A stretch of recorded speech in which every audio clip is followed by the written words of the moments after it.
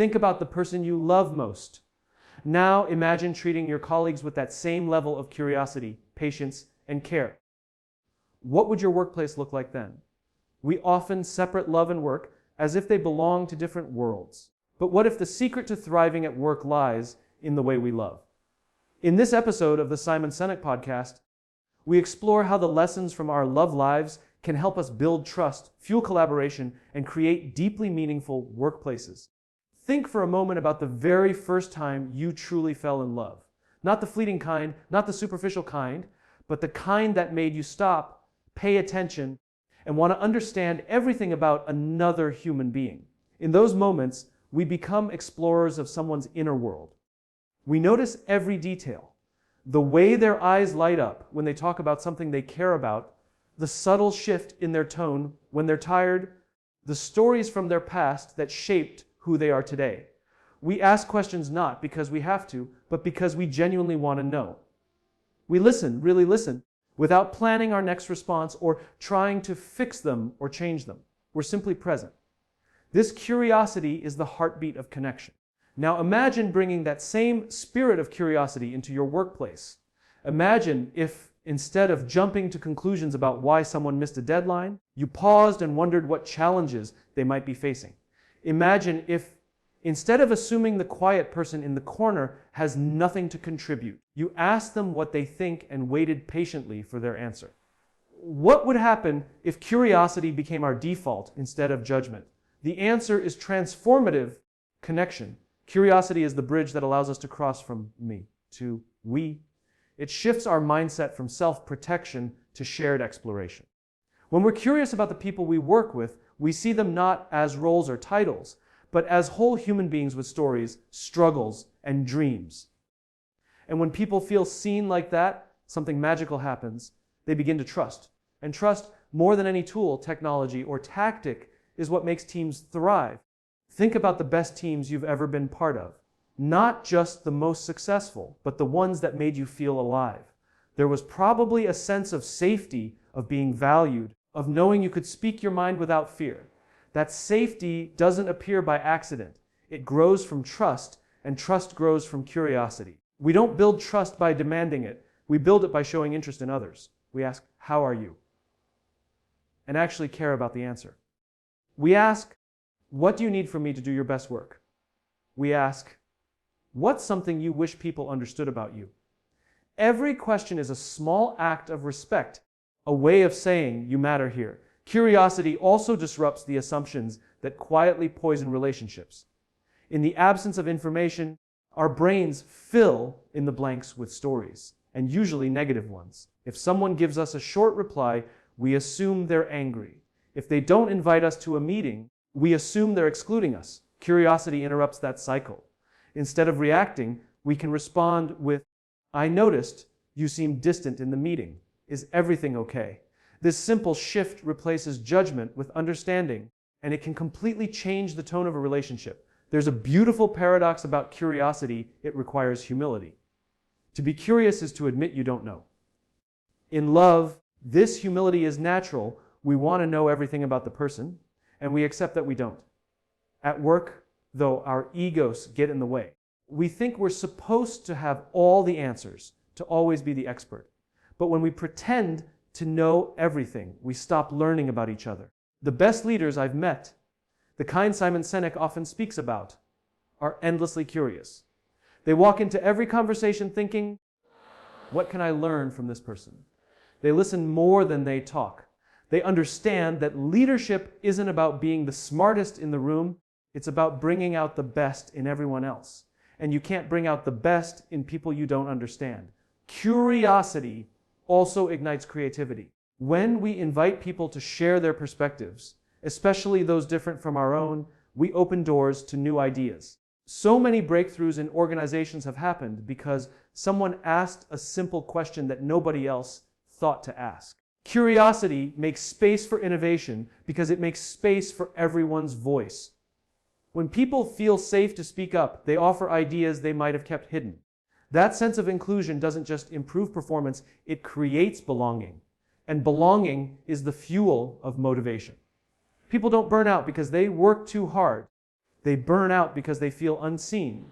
They burn out when they feel like just another cog in the machine, replaceable and unnoticed. Curiosity is how we say, "You are not invisible. I see you. I care about who you are, not just what you do."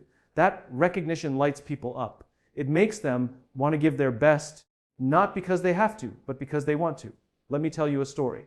A friend of mine joined a new company where the culture was fast, paced, and results-driven. People were polite but distant. She felt like a number on a spreadsheet, not a member of a team.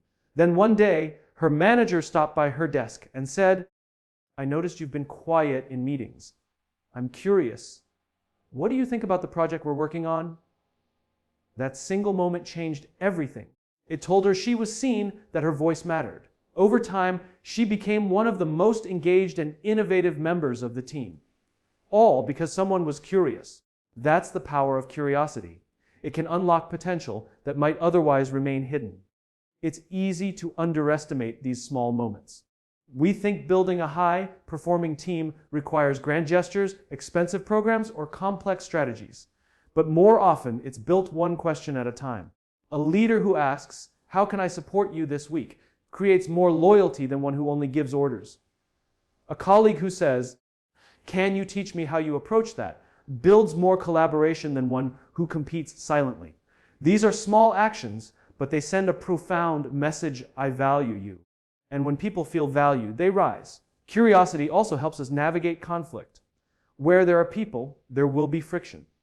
It's inevitable. But conflict doesn't have to be destructive. In fact, it can strengthen relationships if we approach it with curiosity. Instead of thinking, "How do I win this argument?" we can ask, "What is this person trying to protect?" Or, "What are they really afraid of losing?" These questions take us beneath the surface. They transform conflict from a battle to a bridge. When people feel understood, they become less defensive, and real dialogue becomes possible. In love, we instinctively do this. When someone we love is upset, we want to know why. We ask, "What's going on? Help me understand." We don't see them as an enemy to defeat. We see them as someone we care about who's in pain. What if we treated our coworkers with the same compassion? What if every disagreement became an opportunity to understand each other better? That's not just good for relationships.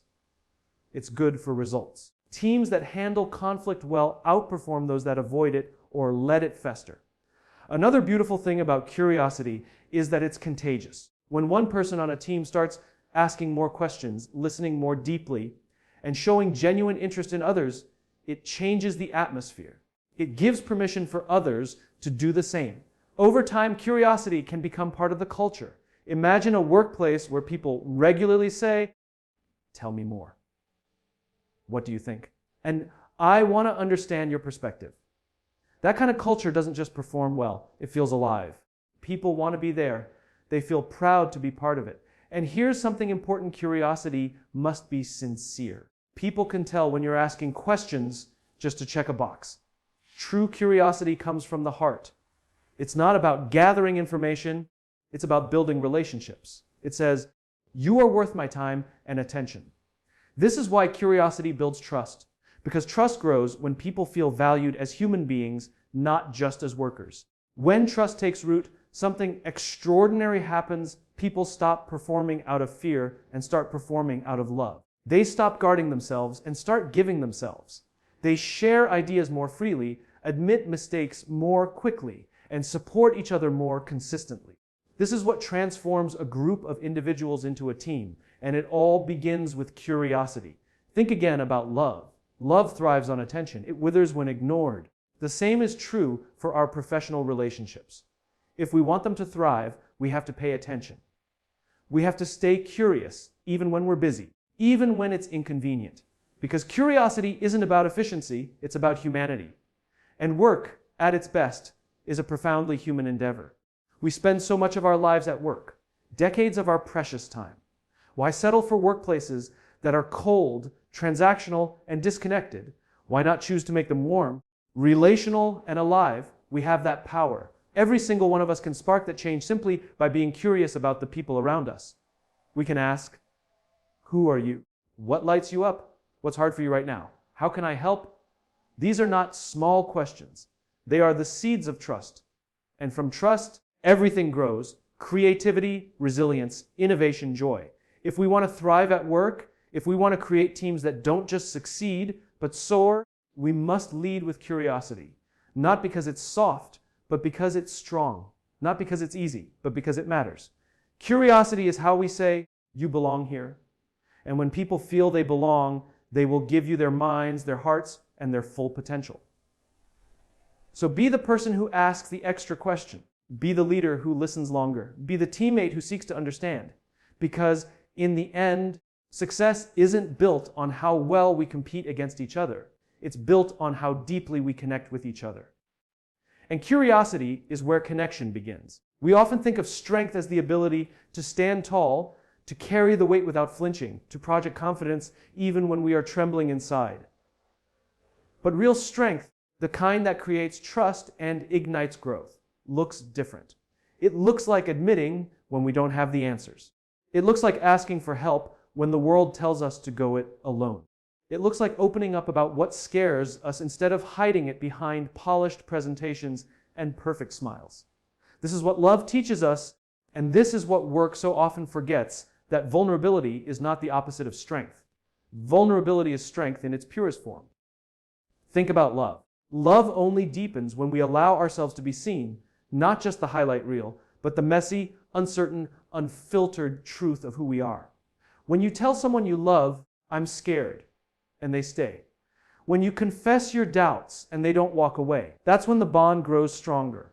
That is how trust is forged. And trust is what allows love to grow into something resilient, something extraordinary. Now imagine if we brought that same honesty into our workplaces. Imagine a leader who can stand in front of their team and say, "I don't know the answer, but I believe in us enough to figure it out together." Imagine a teammate who can say, "I'm struggling with this. Can someone help me?" without fearing that it will be seen as a weakness. This isn't fantasy. It's what happens when we understand that vulnerability is the soil where growth takes root. For too long, we've been taught to hide our humanity at work. We've been told to armor up, to separate our emotions from our performance, to never let them see us sweat. But here's the truth, that armor might protect us from judgment, but it also blocks connection. And without connection, teams cannot thrive. You can't build trust with a mask on. You can't inspire loyalty by pretending you're invincible. People don't connect with perfection. They connect with humanity. And humanity is messy. It doubts. It fears. It makes mistakes. But it also learns and adapts and grows. When we show our humanity, when we are willing to be vulnerable, we give others permission to be human too. And when everyone in a room feels safe to be human, something beautiful happens. People stop performing out of fear and start contributing from the heart. They stop competing for approval and start collaborating for purpose. They stop hiding their weaknesses and start using their strengths to support each other. Vulnerability sparks growth because it opens the door to learning. If we pretend to know everything, we stop learning anything new. When we admit we don't know, we invite others to share what they know. We create space for dialogue, for curiosity, for innovation. Some of the most groundbreaking ideas in history were born when someone said, "I don't know how to do this, but I'm willing to try." That willingness to step into the unknown, to risk failure, is the essence of growth. And vulnerability also builds resilience, because growth is not a straight line. It is full of missteps and stumbles and moments when we wonder if we're cut out for this at all. In love, we weather those moments by being honest with each other. "I'm hurting. I feel lost. I need you." It's the same at work. When teams can be open about struggles, they can face them together. When they can say, "This is hard," they can also say, "But we'll get through it together." That sense of shared struggle creates bonds that no success story ever could. I once worked with a leader who embodied this so beautifully. During a major project, everything was going wrong, deadlines slipping, morale crumbling. The team expected a fiery speech, a demand to work harder. Instead, he gathered everyone and said, "I'm scared too. I don't know how we're going to pull this off, but I know this, I trust you. I believe in you, and I will not let you carry this alone." In that moment, something shifted. People stopped hiding their mistakes. They started helping each other. They stayed late not out of fear, but out of commitment. They turned the project around. Not because they suddenly had the answers, but because they had each other. That is what vulnerability does. It transforms isolation into unity. It turns fear into fuel. It turns pressure into purpose. And it all begins with someone brave enough to say, I'm not okay, but I still believe. The irony is that when we hide our vulnerabilities to appear strong, we actually create distance. People admire us, maybe, but they don't trust us. They see the mask, not the person. But when we drop the mask, when we show up real and imperfect, people trust us more, not less, because they see themselves in us. They see that it's okay to be learning, okay to be unsure, okay to be human. And when people feel safe to be human, they grow. Growth requires risk, and risk requires safety. Safety doesn't mean comfort. It means knowing you won't be punished for being real. It means knowing that if you take a chance and stumble, your team will help you back up. Vulnerability is what creates that safety. It says, we are in this together. We are not here to judge each other. We are here to support each other. And when people feel supported, they take bigger risks. They reach higher. They unlock potential they didn't know they had. Think of a seed. It can't grow unless it breaks open. That breaking is vulnerability. It looks like weakness, but it is the beginning of growth. We are the same. To grow, we must be willing to crack open, to shed the hard shell of certainty and step into the unknown. That takes courage. But that courage is contagious. When one person dares to be vulnerable, others find the courage to follow. This is how cultures change. Not through grand declarations, but through small moments of bravery repeated over time. A manager saying, I made a mistake and I want to learn from it. A teammate saying, I'm overwhelmed, can we figure this out together? Each act of vulnerability is a spark, and when enough sparks catch, they light a fire. A fire of trust, of collaboration, of growth. Love teaches us this so naturally. We don't fall in love with people because they're perfect. We fall in love because they let us see their imperfections, because they trust us with their fears, their dreams, their doubts. That trust deepens love. And in the same way, that trust deepens teams. Vulnerability is how we say, I trust you with the real me. And when that trust is reciprocated, it creates an unbreakable bond. Some worry that vulnerability will make them look weak or lose authority. But the opposite is true. Vulnerability doesn't erase authority. It humanizes it. It makes leadership relatable. People will follow someone who is honest about their limits far more than someone who pretends to have none. Because people don't need perfect leaders. They need real ones. They need leaders who inspire not by being flawless, but by being fearless enough to be authentic. There is incredible strength in standing up and saying, I need help. Those 3 words are not a sign of defeat. They are an invitation. They invite collaboration. They tell others, your contribution matters. I trust you enough to rely on you. And people rise to that trust.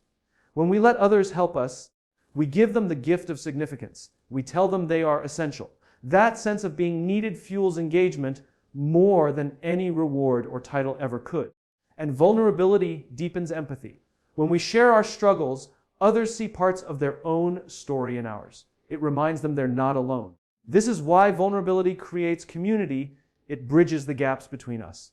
In a world where so many feel isolated, unseen, and disconnected, that bridge is everything. It turns coworkers into allies, colleagues into friends, teams into families. None of this is easy. Vulnerability never is. It feels like standing on a cliff edge, not knowing if someone will catch you when you leap. But that leap is where growth lives. It's where innovation lives. It's where transformation lives. Every meaningful leap we've ever taken, as people, as leaders, as teams, began with vulnerability. So the question is not whether we can afford to be vulnerable. The question is, can we afford not to be? Can we afford to keep wearing masks, to keep pretending while potential withers unseen beneath the surface? Or will we choose to be brave enough to be real? Because when we are, we give others permission to do the same. And when people are free to be real, they are free to grow. Vulnerability is not the end of strength. It is the beginning of greatness. It is the doorway to deeper connection, to bolder ideas, to stronger teams. It is the spark that ignites growth.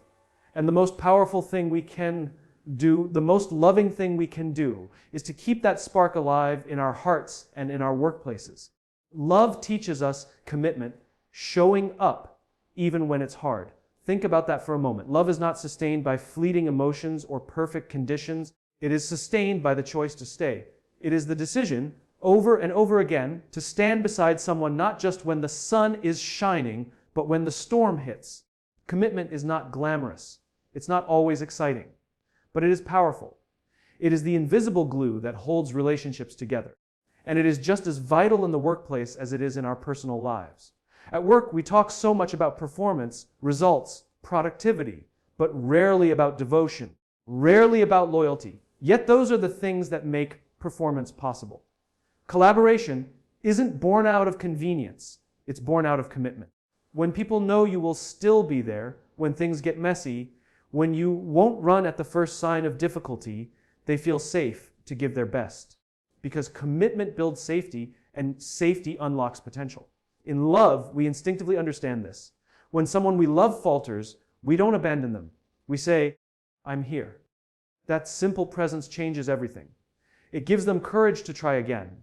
It reminds them they're not alone. Imagine if we brought that same loyalty to our teams. Imagine if, instead of pulling away when a project hits a roadblock, we leaned in closer. Imagine if, instead of silently judging, when someone struggles, we stood beside them and said, "We'll figure this out together."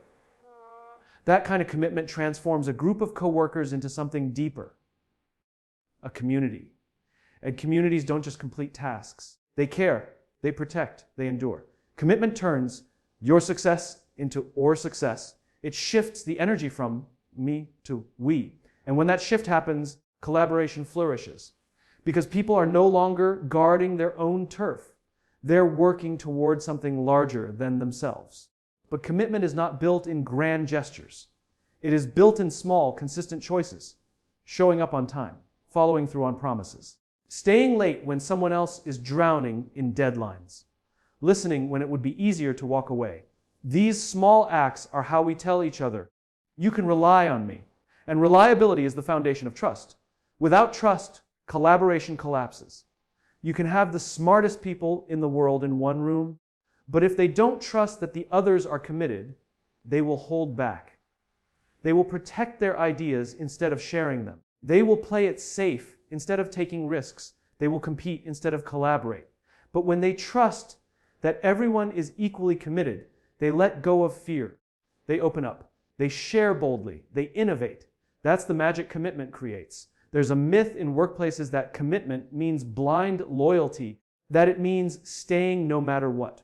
But true commitment isn't about staying at all costs. It's about caring enough to stay engaged.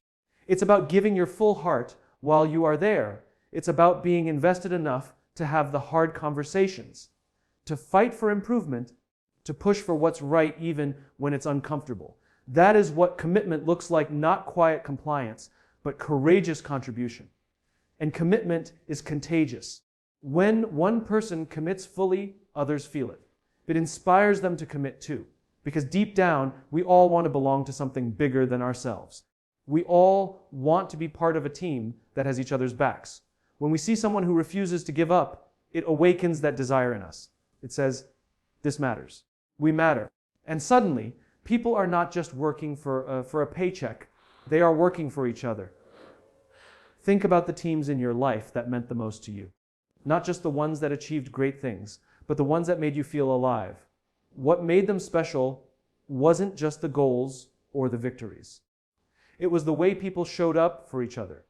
The way someone stayed late to help you finish. The way they defended you when you weren't in the room. The way they celebrated your wins as if they were their own. That is commitment. That is what transforms coworkers into comrades. In love, commitment builds trust, and trust allows vulnerability. The same cycle happens at work.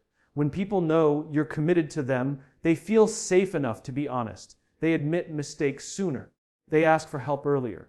They give feedback more openly. This honesty strengthens collaboration because no one is wasting energy pretending. Everyone can focus on growth. But if commitment is missing, fear fills the gap. People hide. They protect themselves. They play small. Fear kills collaboration. Commitment brings it back to life. I once watched a team endure one of the toughest product launches of their careers.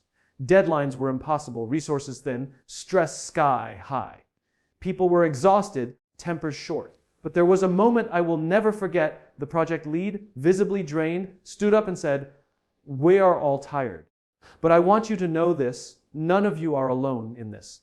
We will finish this together. If anyone has to stay late, I will be right here beside you." That statement didn't erase the stress, but it changed the energy in the room. Suddenly, shoulders relaxed. People looked at each other differently. They were no longer individuals trying to survive. They were a unit, a team. And they made it through, not because it was easy, but because they were committed to each other. That is the hidden power of commitment. It creates resilience. When you are alone, every obstacle feels heavier. But when you know others are carrying it with you, you can bear more than you thought possible. This is why commitment fuels collaboration, because it builds the strength to endure challenges together. And challenges are inevitable.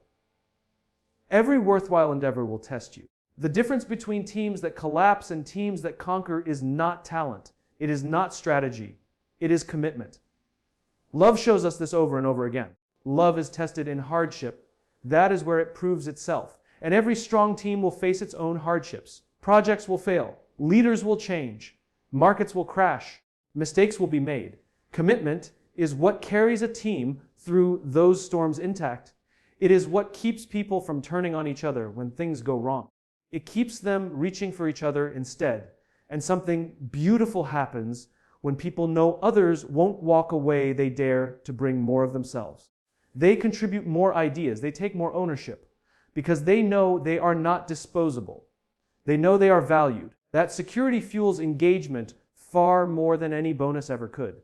People will work for money, but they will give their hearts for belonging.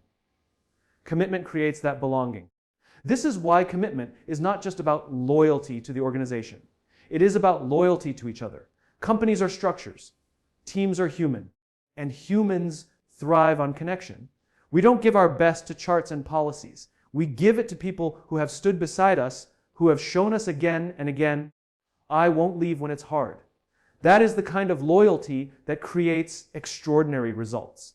But commitment requires choice. It doesn't happen by accident. It is something we choose, especially when it's difficult. Anyone can show up when things are going well. The real measure of commitment is who stays when the road gets steep, who still shows up when no one is watching, who keeps reaching out when it would be easier to withdraw. Those moments define culture. They write the story of a team, and they are remembered far longer than any quarterly target ever will be. We often talk about collaboration as a skill, but collaboration is not just a skill. It's a relationship, and relationships are built on commitment. If people believe everyone else will leave when it gets tough, they will hold back. But if they know, truly know, that you will be there, they will give you their trust. They will give you their best.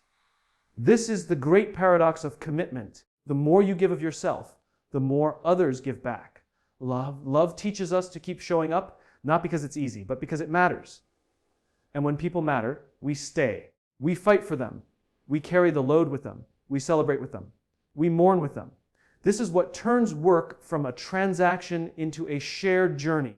This is what makes collaboration more than just coordination. It makes it connection. There is no shortcut to this, no quick trick. Commitment takes time. It takes patience. It takes choosing people again and again, even when they falter, especially when they falter. Because that is when they need commitment most. It is easy to stand with people when they are strong. It is meaningful to stand with them when they are struggling. And when you do, they never forget it. They carry that loyalty with them. They pass it on. This is how cultures of commitment are born. Not in slogans, but in moments. And here's the beautiful truth. Commitment doesn't just make teams better. It makes us better. It stretches our empathy. It sharpens our integrity. It deepens our character. It teaches us to keep our word, to persevere, to love people not just for what they produce, but for who they are. That is the kind of leader people follow. That is the kind of teammate people trust. So show up. Show up when it's easy and when it's excruciating. Show up when you're applauded and when you're overlooked. Show up not just for the wins, but for the work. Because every time you show up, you send a message. You are not alone. I'm in this with you. That message is the heartbeat of collaboration. It turns isolated effort into united action. It turns workplaces into communities. And communities, unlike teams, don't fall apart when the pressure rises. They grow stronger. This is what love has always known. Love doesn't ask, what's in it for me? It asks, how can I serve this bond? How can I nurture it?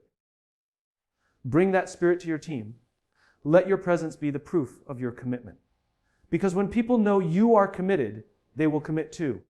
And when everyone is committed, not just to the work, but to each other, there is nothing you cannot achieve together. Commitment is not glamorous. It is not loud. It is quiet, steady, relentless. It is the promise that says, I will not walk away. And in a world full of uncertainty, that promise is everything. It builds trust.